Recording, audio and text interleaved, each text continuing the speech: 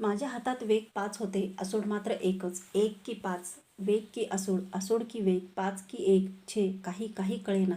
एवढ्यात विचाराचा एक प्रकाशकिरण तरळून गेला. अतिशय व्यावहारिक, अतिशय निर्विवाद. वेगामुळं घोडे आवरले जातात, असूडामुळं घोडे उधळले जातात. क्षणात मी उजव्या हातातील असूड रथावरच्या व्याघ्र चर्माच्या पोकळीत खुपसून ठेवला. वेग उंच उडविले. उजव्या हाताची तर्जनी त्या रथचक्र उद्धारण्यासाठी झुंजणाऱ्या ज्वालामुखीवर रोखून अर्जुनाला म्हणाल, अर्जुना, अर्धचंद्राकृती अंजलिक बाण, पण तो निशस्त्र आहे, पदस्थ आहे, मी रथारूढ आहे. अर्जुन चाचरला, पुन्हा संभ्रमित झाला. अर्जुना, ही आज्ञा आहे. माझं स्वर कठोर झाला, धारदार झाला, डोळे विस्फारले. आज्ञाधारक अर्जुनानं अंजलिक बाण सरकन भात्यातून खेचून प्रत्यंच्या ठीक आहे की नाही हे पाहण्यासाठी ती चिमटीत धरून तिचा एकदा टंकार केला. तेवढा सूक्ष्म आवाज ऐकूनही त्यानं रथचक्रावरचे आपले डोळे आमच्याकडं गरकन फिरवले. अर्जुनानं फेकीसाठी सावरलेलं धनुष्य पाहून डावा तळहात विस्फारून तो मनगटातून गदगदा टोलवीत तो ओरडला, अर्जुना, थांब, मी निशस्त्र आहे, पदस्थ आहे. निशस्त्र पदस्थावर शस्त्र फेकणं हा युद्धधर्म नाही. तू वीर आहेस, क्षत्रिय आहेस.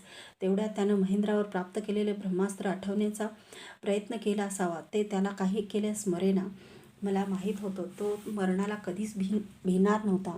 केवळ ज्या शस्त्रावर त्यानं जीवनभर जीवापाड प्रेम केलं ते शस्त्र हाती असताना येणारा मृत्यूच त्याला पाहिजे होता. पण तोही आता त्याला मिळणार नव्हता. ते योग्य नव्हतं आणि आता तर ते शक्यही नव्हतं. त्याचे भेदक उद्गार ऐकून अर्जुनही भांबावला, चलबिचल झाला. त्याच्या हातातील सावरलेलं धनुष्य पुन्हा हळूहळू खाली येऊ लागलं. निर्धार डळमळू लागला. त्याचे ओठ पुन्हा सुकले.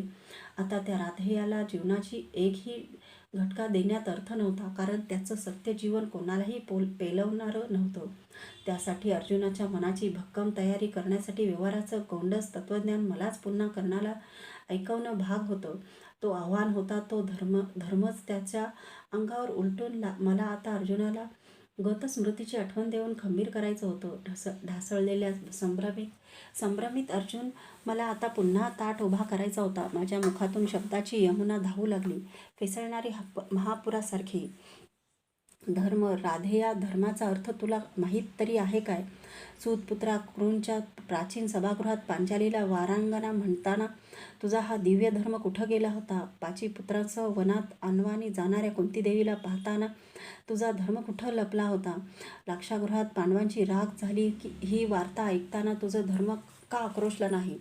16 वर्षाच्या कोवळ्या अभिमन्यूला तुम्ही 6 जणांनी घेरलात तेव्हा ते, हे सूतपुत्रा, तुला तुझा आता आठवणारा धर्म त्यावेळी का नाही आठवला? अर्जुना, वेद साध. मी तर्जनी कर्णाच्या कंठाच्या दिशेनंच अचूक रोखली. तरीही तो हसला. त्यानं दोन्ही हात जोडले. कुणालाही विनंती करण्यासाठी नाही, मलाच वंदन करण्यासाठी. केवळ मीच ते समजू शकत होतो. त्याचं रणांगणावरचं अंतिम वंदन, मूक, अबोल, डोळ्यातून ओसंडणारं.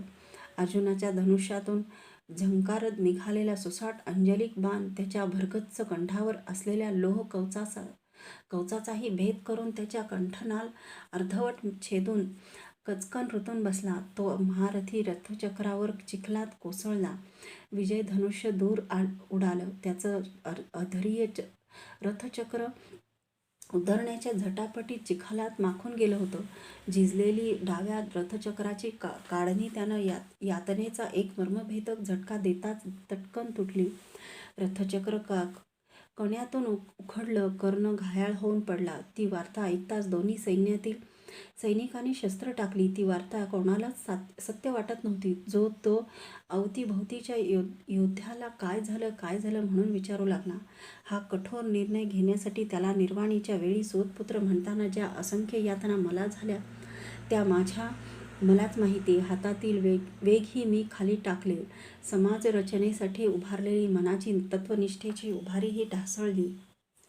मी रथावरून खाली उतरून त्याच्या घायाळ देहाकडं राधेया म्हणत हात उंचावून सुसाट धावू लागलो. त्याच्यावर जीवापाड प्रेम करणारा अश्वत्थामा तर केव्हाच त्याच्या रथाजवळ येऊन पोचला होता. तो पडला ही वार्ता ऐकून दुर्योधन मूर्छित झाला. युद्ध थांबवून रथातच कोसळला. उन्मळून पडणाऱ्या तीक्ष्ण काठाच्या कड्यासारखा. अश्वत्थाम्यासह 5 धिप्पाड योद्ध्यांनी आपल्या सेनापतीचा जखमी देह शिबिराजवळच्या कोरड्या जागेवर आणला. रक्ताची कारंजी त्याच्या कंठातून लोहत्राणावर उधळली. त्याचे अर्धवट मिटलेले निळे डोळे एकटक निळ्या आकाशाकडेच पाहत होते. अश्वत्थाम्यानं आपलं मुख त्याच्या डोळ्यापुढं नेताना त्यानं निकरानं डोळे उघडले. गुरुपुत्रा, अश्वत्थाम्याच्या मस्तकावरच्या वस्त्राकडे पाहत तो तुटक फुटला. त्याचे ओठ फुरत होते. सर्व विसरून अश्वत्थामा धावला. या आनंदात कर्णाला काहीच बोलवेना. अश्वत्थाम्याने त्याचे भाव अचूक जाणले. झटपट मस्तकावरच्या हनवटीखालची गाठ उचकुटून त्यानं ते वस्त्र खालच्या धुळीत फेकून दिलं. त्याच्या माथ्यावर कर्णाच्या मांसल कुंडलासारखाच एक जन्मजात लाल वर्णी मांसल मणी होता. त्या दोघांशिवाय कोणालाही त्या दिव्य देणग्या मिळाल्या नव्हत्या.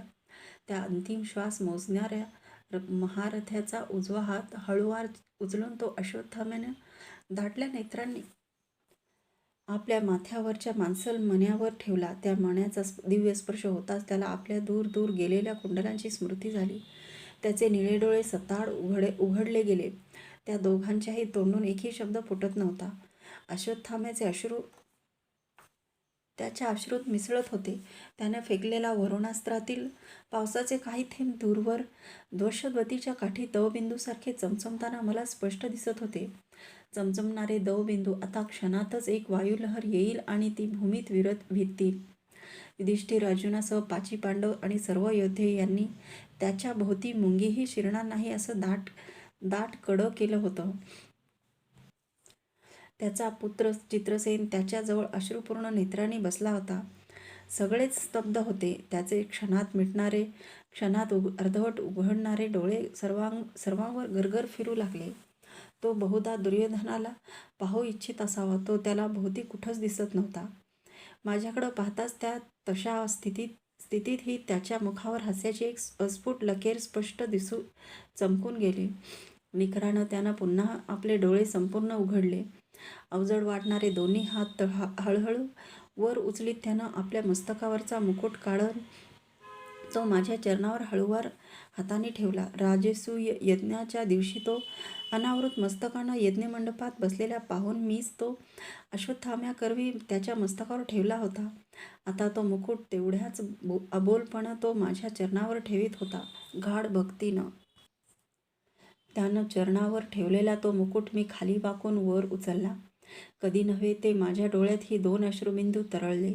आता त्याचा त्या मुकुटावर काहीच अधिकार नव्हता. मी पितांबरानं त्यावरची धूळ पुसली. पांडवासह सर्व योद्धे ते पाहताना विस्मत झाले. त्यांना काय कळणार होतं? कसं कळणार होतं? तो कोण होता हे? सगळीकडे शांतता पसरली. आपल्या डोळ्यातील आत्मजल रोखीत चित्रसेन त्यांच्या मुखात पवित्र नद्यांचं जल घालू लागला. श्वास रोखून आपल्या अर्धवट तुटलेल्या कंठाखाली ते जल घोटताना त्याला होणाऱ्या असंख्य यातना प्रत्येकजण डोळ्यात प्राण आणून पाहू लागला. गंगेत अर्धध्यान करणारा तो भक्त गंगेचं पवित्र जल पित होता.